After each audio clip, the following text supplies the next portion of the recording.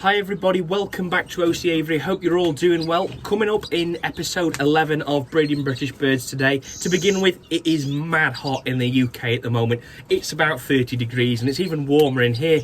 I'm just sweating being in here. So the first thing we're going to talk about is helping the birds regulate the temperature, keep them cool during hot spells like it is right now.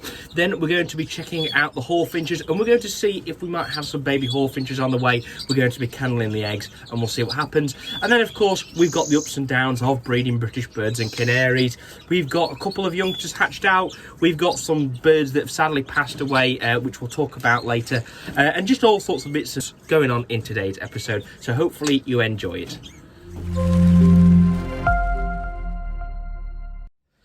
To begin with, the UK right now is experiencing quite a heat wave. It's been about 30 degrees for quite a few hours today. It's been super hot, the sun's beating down and it's just really uncomfortable. I don't want to be a complaining Englishman about the weather, but I am right now. It's too hot. I'm you know, having to get to grips with it. My hay fever's killing me, but the birds especially, we need to make sure they're all right.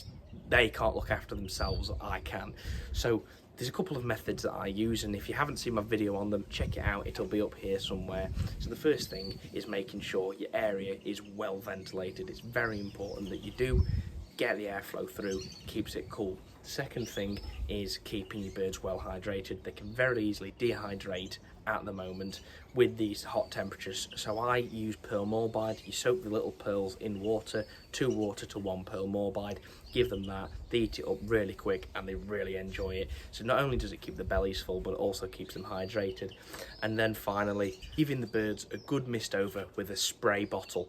Cold water spray bottle, not too close to the birds, and just spraying it in there. It helps keep the temperatures down in the bird rooms, in the flights and everything like that, but it also gets the birds damp. They can preen themselves, wash themselves off, and they cool down pretty well. So you know, they're my methods to make sure the birds aren't too hot, uncomfortable in this weather.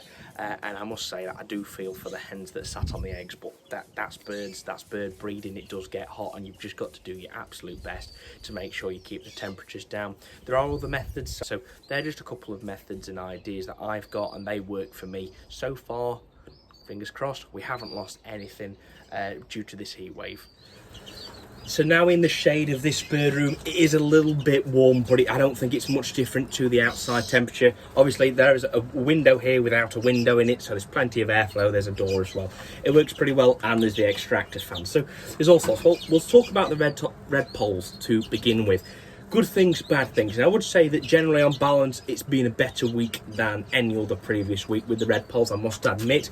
We've finally managed to get some pairs on eggs and building nests, which haven't previously.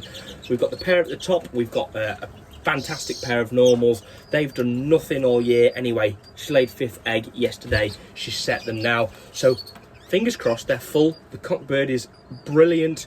And I'm just hoping he does fill those eggs. He is a bit on the larger side for a lesser. He has got a little bit of weight on him possibly, but he does seem fit. He has been squealing, so hopefully those eggs are full. We've got another pair, a normal with a cinnamon. They have done nothing all year. I've changed the nest site to a sort of an external box, actually on the inside, so it's a bit more secluded nest. Put fake ivy around that, and they've clicked and they're building up already. So that's brilliant. Same for the cobalt pair, they're building up, and I've changed their nest site to the external as well. Everything else, the cinnamon hen is on a couple of eggs. They're due in a few days' time. The cobalts, their chicks, sadly, have died. I don't really know why. We had a normal cock with a cobalt hen. They looked fine. The chicks were doing great. And about a few days before the heat wave, so I'm not going to can't put it down to the heat. The youngsters took a turn over the course of a few hours from looking brilliant in the morning. In the afternoon, they didn't look great. I wasn't sure. I tried hand feeding them in case there was anything missing anyway. Sadly, we lost both of them. And I think the parents stopped feeding them. They were keen to go back down to nest, and I think they stopped feeding. Really upsetting, but that's birds, and we just have to do the best I can. I put pearl morbide in for them. I put everything in there which is easy for them to eat, and sadly they just didn't pick up, and there was little I could do. But they have gone back to nest. They've laid the 3rd egg today, so hopefully we'll have a round from them which will be successful. Other pairs, we've got cinnamon sat on a few, got normals rebuilding, and we've also had some normals hatch from the pair that previously reared me some youngsters. They've now been weaned. They're in the young bird room. Their clutch has now hatched. They had 7 eggs. There was 1 Twite egg under them, 6 of their own. We've got 3 Redpoll youngsters from them. 3 of them were just later hatching and sadly just perished. I tried moving them about and they didn't take. So what I've done is I've left her with 2, the oldest 2, and I've put the youngest Redpoll under a razor. The razors also had a chick hatch at the same time, and I've also put the baby Twite that hatched underneath them. So we've got a pair of Redpolls rearing 2 Redpolls, and a razor rearing a Redpoll and a Twite as well. Something we'll talk about later on, but the Redpolls have done pretty well. So I would say that we're now starting to we're getting to the business end of the breeding season. This is where we need to be whacking out youngsters. This is where birds should be breeding by now, and I'm hoping we'll see that over the next few weeks. We'll see full eggs from the pairs. Hopefully it all goes well, and I'll obviously keep you updated, and do follow us on Instagram and Facebook as well for more regular updates. It's been a fabulous week with the greenies. No complaints at all. Touch wood that nothing else goes wrong. Really, really good stuff. Flight 5. The hen's not done anything all year. Finally, she started looking to build a nest again after I took it out. I think maybe we might see something now that if she's a bit more mature. So good things with them finally. Flight 4, their youngsters have been taken away. They're in the young bird room. We'll go and pop and see those next. We've got Flight 3. 4 youngsters fledged the nest last week. They're all doing great now. They are picking up their own food, but they're going to stay in there for another week before I look to separate them. And I think the hen is going back to nest. Flight 2, their youngsters have just fledged today. They had 3 youngsters. All 3 have now jumped the nest. They're on the floor at the moment. They only fledged about 2 days ago, but they're starting to get their, the strength up in their wings now, and hopefully we'll make it onto the sticks very soon. Flight 1, the pair are just sat on some eggs. They're due in about 3 or 4 days, I believe. This is the pair that does massacre their youngsters, so I am going to remove those eggs just before they hatch, pop them under a new colour pair that we've got as feeders in the other bird room, and hopefully they will rear those young greenies for us. Pretty much no complaints with the greenies. Been a really solid week with them, and it's nice to finally say that there's not really been any problems with them. Everything, all the youngsters are picking up food. We've got youngsters weaned, and of course they're getting the perm bide as well. It does get a bit hot in here, but no different to any other bird room. Of course, we have got the green mesh on here, but we have got, this whole front is open, and there's airflow from the roof as well. So it does keep it rather cool in here, or as cool as it can be. A quick trip into the young bird room. Everything's doing well, everything's looking good, and it's starting to fill up in here now. It does feel like we're getting somewhere with the breeding season after so many setbacks, problems. It does seem that I'm actually having, in comparison to a lot of people, a rather good year. I am getting some youngsters from pretty much everything, and it just seems some people have had absolute awful seasons and have yet to get a greenie to the stick, so I do feel quite lucky with that. We've got the oldest 4 greenies in the top in here. We've got 3 that we just took out last weekend. They are doing well. They're obviously feeding themselves now. They're doing great, so that's off a different pair, but that's 4 youngsters and 3 youngsters off my 2 best pairs, so no complaints there. I am over the moon with that. We've got some Redpolls behind me and the baby Twite, so we've got 2 normals from the normal pair that went down first.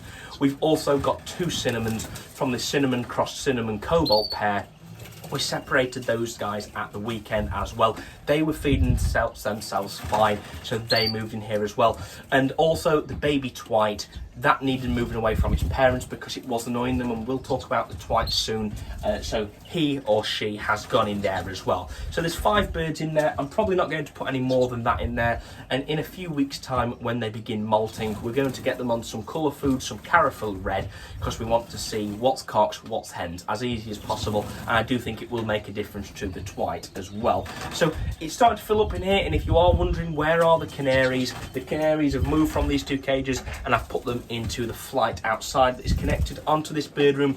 They're getting on brilliant. An interesting suggestion that was mentioned in the comments of the last video is that we've bred two sort of different looking varieties from the yellow agate opal canaries, and it turns out quite possibly, I haven't verified this yet, is that we could have some white agate opals and some yellow agate opals. A really interesting thought, because we have got two different, visual looking colours from one set of parents, so it's interesting, and we'll see what they turn out like once they molt. But something to look forward to is to see them molt out, and we'll finally work out what they are. Now, in this hot weather, as I mentioned earlier, it's important we keep the birds cool. I'm keeping myself cool with a nice cold can of Diet Coke. It's not sponsored by Coke, but if you are Coke watching this and you'd like to sponsor, please do. Anyway, I've been spraying them down with some cold water again. Because of the heat, I'm not worried about it. They're fine. They're actually been enjoying it, and I have put baths in for them as well. Just a couple of little trays in there, not too deep. And the reason I don't do it too deep is because these birds have never really bathed before. I'd rather they don't drown, you know what I'm saying? So just spraying them, they're pretty happy with it, they pretty much enjoy it. And once they get a bit more comfortable with it, I can't see why they wouldn't come to the front and actually let them spray with the wings open. That's what some of the older birds do. So just a little tip there, as we spoke about earlier. Spraying the birds, it is helpful, and also because some of these guys are beginning to molt now, especially these greenies at the top and the canaries, there's quite a bit of dust in the air, and by spraying it does help take that dust down. It does make the air quality in here nicer for both the birds, because they live in here, and myself when I come in here to salt the birds, film and do all of those things. So spraying makes a huge difference, and hopefully that's a little tip you can take away and make sure your birds are fine in this heat wave. So it's our mules and hybrids that have had rather a quiet week. A few bits that have just not been ideal whatsoever. Redpoll bully pairs, neither of them have done anything this week, so we can forget about talking about them. However, the greenie bully pair, interesting. I've seen the pair mating this week. We've had 5 eggs from them. Brilliant. I'm hopeful to a degree that they might hatch. Now, this is where we encountered a problem. I came out about 3 days ago in the morning, do everything I do with the birds, feeding them up, egg food, fresh water, etc. And the hen was on the floor. She was not looking well. She was balled up, and she got an egg next to her. Now, I don't know why she was quite like this. I checked a vent and she looked fine, didn't look to be any problems like that. I'm wondering if there was possibly a problem with coccidiosis, even though I did treat them the week before. Not too sure. Either way, she's picked up over the past few days. I have given them calcium because she was laying eggs. I was contemplating with the idea that maybe she got a lack of calcium, if she perhaps missed some or what, and maybe the greenie cock's eaten some. Given her some calcium, and she has picked up. Now, she hasn't gone back to her eggs, so I fostered them. We had 5. One of them was a little bit cracked and it wasn't worth trying, so I put 4 eggs under a feeder hen. They've only been set 24 hours, so now we're just going to have to leave it a week. We'll candle them next week and we'll find out, have we or haven't we got a greenie bully on the way? The answer will be in next week's video. The moment you've all been waiting for. We need to candle the hawfinch eggs, don't we? Well, I don't know if they're going to be full, to be honest. They might be, they might not. So I've got myself a torch. We're going to candle them now. Are they full? Aren't they full? I don't know. I don't believe they will be, just based on the fact that the cockbird wasn't in for that much longer. However, if they're not full and should just go for a second round, we're going to make sure the cockbird's in, and we're going to give ourselves the best chance. So let's take a look now. Okay, shall we have a look together? Yeah, shall we have a look? Okay, there you are. So that is one that isn't full. That's a shame. Let's pop that in the seed pot. Let's check the next one. That's 2 of 2. Neither are full. That's a shame. I was, to be honest, I didn't expect much else. I knew they were going to be very difficult to breed anyway. I know that they're a nightmare anyway. They're fighting and all that sort of stuff. I just thought we may have got lucky. We didn't get lucky this round, so they are both clear, but it doesn't mean that we might not next round. So we'll give them another try. My plan is to see them out this year as the pair, and then maybe next year, for next season, providing the hen's in good nick as a 5-year-old hen, we'll get a new cockburn in for her, or maybe another pair. We'll split them up and we'll see if we can breed them from a different pairing. The final native bird of today's episode we're going to look at is the Twite, and of course then we'll take a look at the canaries. Now, it's been interesting this week. somewhat disappointing, but overall I think we're okay. The Twites showed no interest in rebuilding at all. I took the nest site out, I cleaned it down, and I've put a new nest site back in. As soon as doing that, they rebuilt instantly, and actually good news, we got the first egg today. However, I did anticipate they would probably go down to nest sooner. It is slightly annoying because I do think this is now going to be their last round. I can't see them going for a third round just based on the time they've almost wasted. But you know what? If we can get a solid round out of them, I'm happy. We've got one youngster separated. And speaking of that with youngsters, when they laid those first eggs, they were due to hatch today. And, well, one of them, we got the chick. The chick hatched this morning, and we've got a baby Twite. It is being fostered by a pair of Razzers. It was originally under this pair of Redpolls. The pair had 7 eggs, and they only looked to rear 2. It did seem that the time difference in when they laid just was a bit too much. So, it doesn't matter. Either way, we've got a Razzer now rearing a baby Twite alongside a baby Redpoll and a baby Razzer as well. So, fantastic. We've got a second baby Twite now being reared. That's looking promising. It's looking to be doing well. The parents are feeding it well on pearl morbide, insects and egg food. So I couldn't be much happier. And we have got another one due in about 3 days' time with another nest of Redpolls. It is due at the same time this time, so hopefully it will be reared by the Redpolls, all going well. So up and down with the Twites, obviously, to get another youngster out and foster it is good, and we've just got to hope that it's reared fine and it has no problems. I don't expect Razzers to feed it as much live food as would the parents, so I don't know. But you know what? It's something to learn from, and we'll find out, and hopefully all goes well. The final thing to look at then for today's video is the Canaries. Quite a good week with the Canaries, I must admit. We've had a few little ups, you know, little downs, but nothing major. Everything pretty much is doing well, and I'm pleased to report that. We've got a baby new at Norwich, fantastic, under a pair of Portuguese Harlequins. They've got their own chick in there. There was originally 2 chicks, however, sadly, one of them perished. I don't know why. This before the heat wave as well. We haven't lost anything due to the heat wave, so you know my methods do seem to be working.